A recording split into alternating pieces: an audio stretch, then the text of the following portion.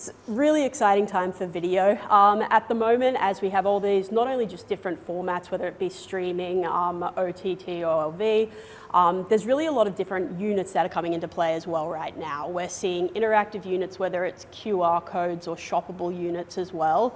They're condensing the funnel. They're allowing us to use video not just as an awareness play, but also as a conversion play.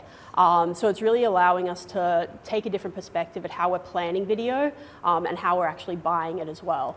It's also giving us access and brands access to a way to ingest more first-party data too. So it's really opening up the capabilities that we haven't had in the past. That's interesting. So with these new ad types, QR codes, pause ads, et cetera, you know, when you're talking to advertisers, do they have questions about how these work, or is there any skepticism or any education that has to go into this process? Very much so. I think we're at a point right now where they've become available, but the strategy behind it is still nuanced to what we're trying to do. So there are a lot of questions coming from brands, clients, a lot around education. What does this mean? What do I use it for? And a lot of test and learn too. It's a really exciting time for that as well. It's sort of what is the role of video for all of the different units that are available to us. Do we want to be converting via a video ad?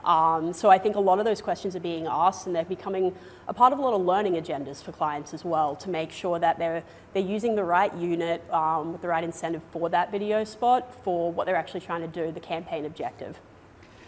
Now, also recently we've seen with the mobile era and then with streaming, you've got multiple platforms, you've got multiple devices people are looking at.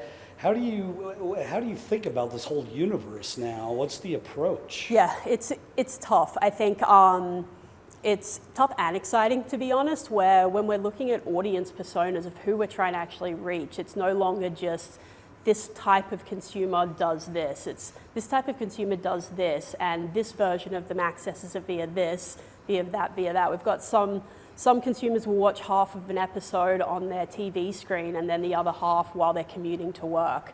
So while it's the same content they're consuming, the different device is creating multiple different endpoints for us as advertisers to have to factor in from an activation standpoint, measurement standpoint as well. So it's really adding a lot of different cuts and ways we can look at data and access our consumers across the landscape. Well, finally, I just wanted to close by asking you, is there anything that you don't think is ready for market yet? And what would be the ideal state for this? What would it look like? It's a great question. We've done a lot of activations, testing activation waters for a lot of years now on buying video programmatically from an upfront perspective as well. And I think it's come a long way. We haven't perfected it yet. And I think that's going to require a lot of the whole entire industry coming together. The networks, the technology partners, the brands, really sort of sorting out what is the best way to do this and making sure we have the access and the partnership to do it exactly that. So we've had a lot of success in what we have executed so far. And I think we've talked to brands and clients around what is that ideal state. And I think a lot of brands have their tried and true partners. We know who we want to buy, but there's always an element of partners we want to test with, audiences we want to find across partners. So I almost see that ideal state being having your guaranteed tried and true partners, but then also having a pool of your campaign that is more audience targeted and more discovery based to better understand which partners we should be working with, which publishers, which networks, which ad slots, which devices, all of the different variables that can go into that, and test and learning with that to make sure that we're constantly moving forward and finding our consumers in the new areas that they're living in.